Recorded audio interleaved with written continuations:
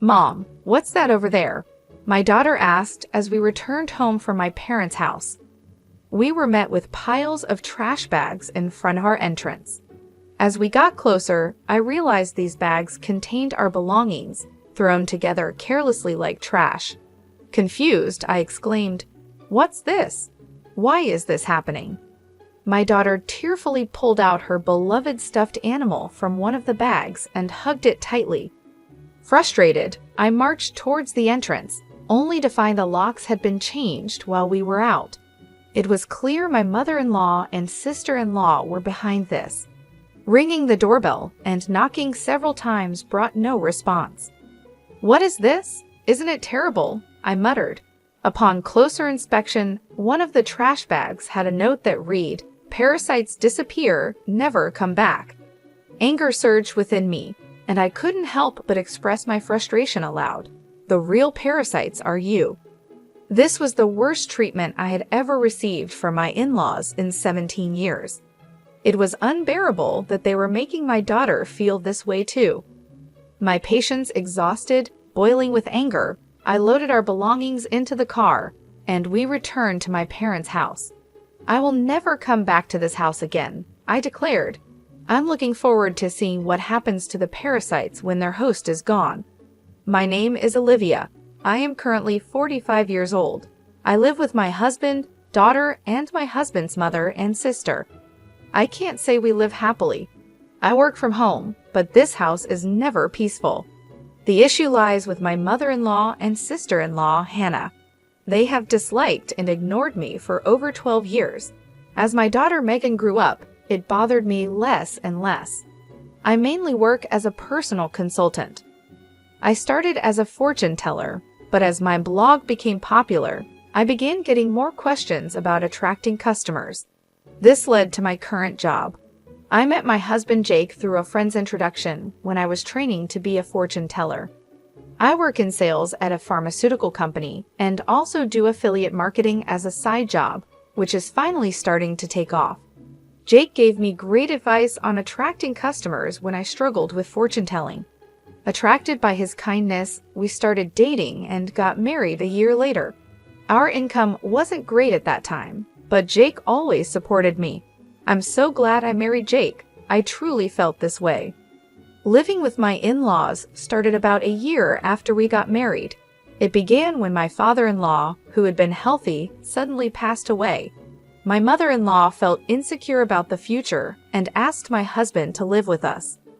We agreed to live together in exchange for her taking care of the household chores. At first, my mother-in-law welcomed us and was happy. I hoped we would get along well, but I was wrong. 4 months later, she began completely ignoring me, maybe because she was unhappy that I wasn't helping with the housework. Soon, my sister-in-law Hannah also started ignoring me. I didn't mind being ignored, but my mother-in-law's tendency to involve others was challenging. Not only did Hannah hear about it, but even neighbors and relatives were informed that my daughter-in-law stays at home but says she's working, leaving all the housework to me. If I stayed even a little, she would talk back 100-fold, so I just ignored her. To make matters worse, my mother-in-law would suggest to others, "You better not talk to her too, it'll be troublesome." As a result, people around the in-law house began giving me only cold responses to my greetings. I felt isolated, and it became very difficult. Despite my pleas to stop spreading strange rumors, my words were completely ignored. Although my mother-in-law's attitude softened slightly when my daughter Megan was born 3 years after we started living together, her overall stance towards me hardly changed. However, she was very fond of Megan, and having her help with household chores and childcare was a huge relief as my work became busier. Around the same time, my husband Jake's side business started to struggle, and he seemed unable to adapt to changes in the affiliate marketing market. He approached me saying, "Olivia, can you increase your contribution to the monthly expenses a bit?" I agreed and mentioned that my consultations were increasing and my new methods were working well. Even though I was willing to help boost his sales, Jake insisted on handling it alone, saying, I think I'll try it on my own. I'm really sorry. From the start of our marriage, we agreed that Jake would manage the household finances. At first, my income was low, so he allowed me to contribute more when my sales increased. I would transfer money to Jake based on my monthly earnings, and he would give me a fixed amount for living expenses in cash. Initially, I could only contribute $300, but now I could transfer up to $3,000, though not every month. I could contribute more if I dipped into savings. I knew Jake was struggling with his side business, but his pride kept him from asking for my help. He started spending more time at caves after work, coming home later and later. When Megan was about 5, Hannah got married and moved out. Since she lived nearby, she often brought her son Frank to our house during the day.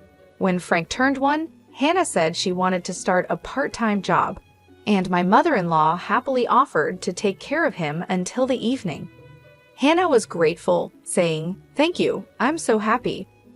As my mother-in-law started caring for Frank at home, she became very fond of him and began being cold towards Megan. When they fought, my mother-in-law would scold Megan and compare her unfavorably to Frank. Over time, Megan started playing near me and began to dislike my mother-in-law's behavior. I spoke up, saying, "Talk to your mother.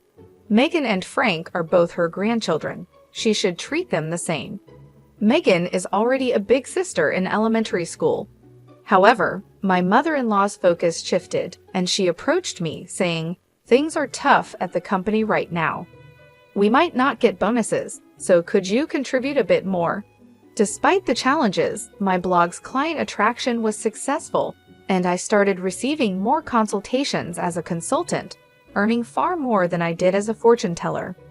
When Jake asked for additional financial support, I responded, "I'm already contributing $4,000 a month. Isn't that enough?" "Yeah, I'm embarrassed to say, but my salary has decreased, and the side business isn't going well." "Don't be secretive," I said. "We are a couple. We should support each other in tough times." "I'm really ashamed. Thank you." Later, the amount I contributed gradually increased, and eventually, I was transferring $5,000 a month to Jake.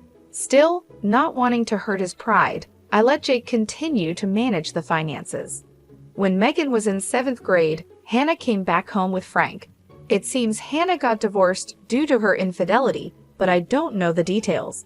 By this time, Megan could help around the house, so household chores were divided among each family member. Being ignored by my mother-in-law and Hannah continued, but it no longer bothered me. It's unfortunate that I couldn't give Megan her own room when she started middle school, as Hannah's return meant we ran out of rooms. One night, while discussing which tutoring school Megan should attend for middle school, Hannah suddenly said, "Hey, tutoring is expensive. Why doesn't Megan study by herself? Could you stop making such comments? I'm paying for the tutoring, so it's none of your business." "What? Olivia is paying? Impossible. You don't earn anything.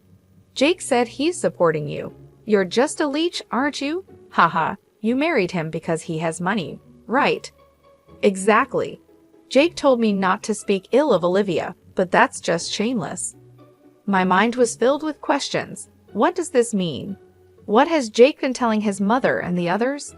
Jake is the one supporting this house financially? It's about time we put an end to the parasite's lifestyle. I feel bad for Megan, but if we pay for her tutoring, we won't be able to pay my compensation. Not be able to pay? Are you saying our house is paying for your compensation, Hannah? Jake said he would pay for it. You should spend your money on Frank. I began to understand the deception and felt my anger rising. My husband had always managed our household finances, and my mother-in-law had taken care of the household chores and childcare until Megan grew up, so I thought they knew I was also contributing to the household expenses. Is Jake bearing all the expenses of this house, including your living expenses and the compensation Hannah is supposed to pay? Be quiet. It's only natural for a family. You're the only outsider here, not related by blood, and yet you act as if living here is your right. It really makes me angry. I contribute money too. Don't talk back. What you contribute is barely enough for your own food expenses. You hardly have any income, and yet you're so arrogant. I could feel my body trembling with anger. I could see Megan on the side, looking like she might cry. I knew Jake had a lot of pride, but I never thought it would be this bad. In the beginning, Jake was paying for the living expenses and pocket money for my mother-in-law and Hannah, but I had started contributing as well. Now we were living on my income. I needed to talk to Jake properly. Around midnight, Jake came home. He was drunk and seemed cheerful. "Can we talk? I didn't know you weren't getting any money from your mother or Hannah. They said you're covering all the expenses of this house." "Oh, about that. My bad. It's a matter of pride as a man, you know. When we started living together, I was paying for everything. There wasn't a right moment to say you were also paying, and in front of the family, let me be the eldest son a little, please." Jake, with a light-hearted tone like in a comedy sketch, put his hands together. "Oh, that's right. I'm going to Faye this Saturday. I'll be gone for a week. Take care." "Faye? Why?" "I got invited to a pedal in Faye by a friend I'm doing a side business with. I'm going to make it a success, so cheer for me, Olivia. Well, I'm off to sleep. See you tomorrow." My husband laid down on the mat in a cheerful mood and soon started snoring.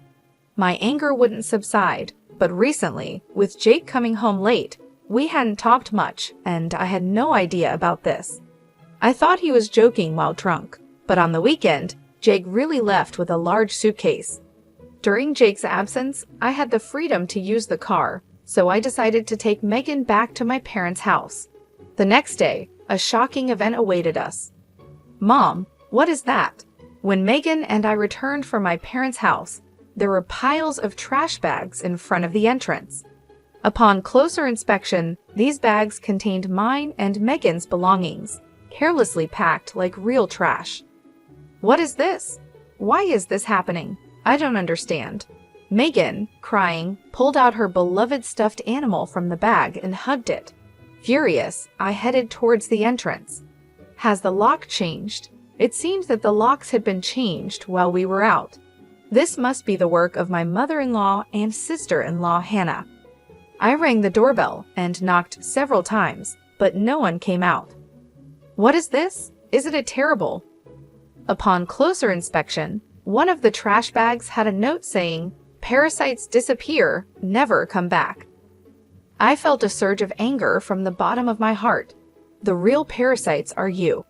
I couldn't help but let out a swear word. This was the worst treatment I had ever received from my in-laws in 17 years. They weren't just hurting me, but also making my daughter feel this way. I finally lost my patience.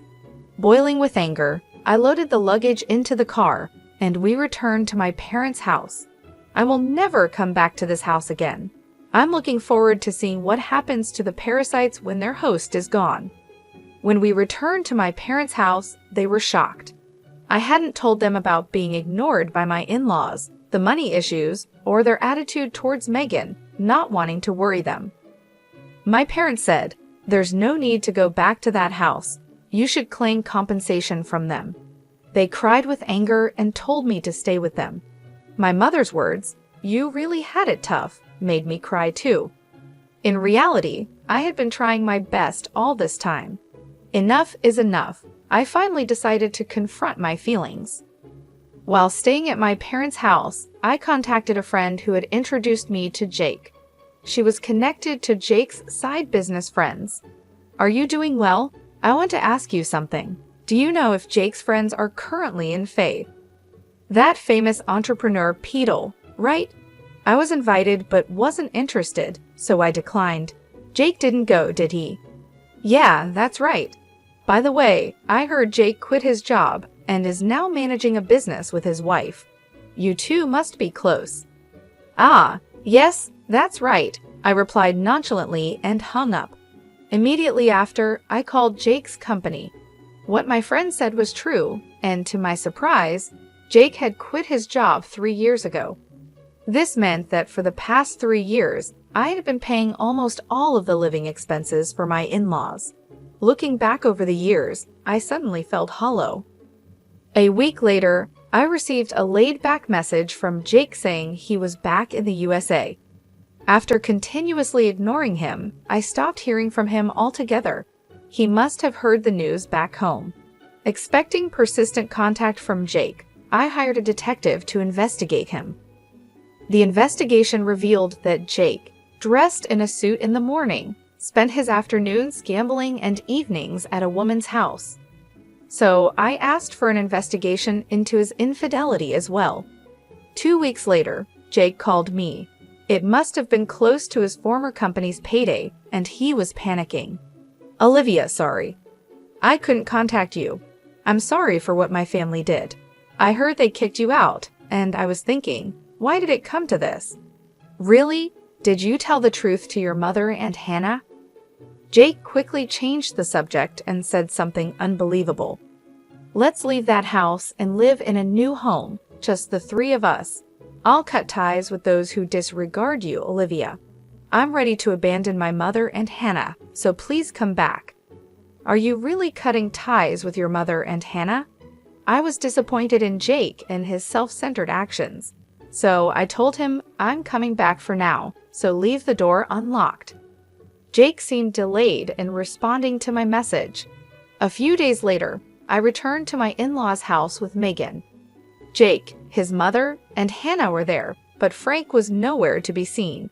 I was relieved that Frank didn't have to witness the adults' ugly arguments. When Jake made some remarks, I ignored the displeased pair and took out a divorce form from my bag.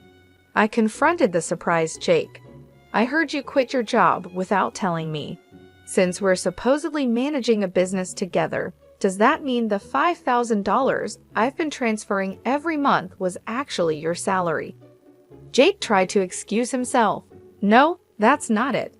I told you the business was in trouble, right? So I decided to quit before getting fired." "Really? I heard you quit 3 years ago, right? I called your company and it's still not bankrupt." Jake fell silent. I pressed further. "By the way, what role do you play in our joint business? Management? Are you the accountant?" Jake became increasingly uneasy and started sweating. "Jake is supporting the whole family, isn't he, Mother? He quit his job, his side business isn't going well, and yet it's a mystery where the money is coming from.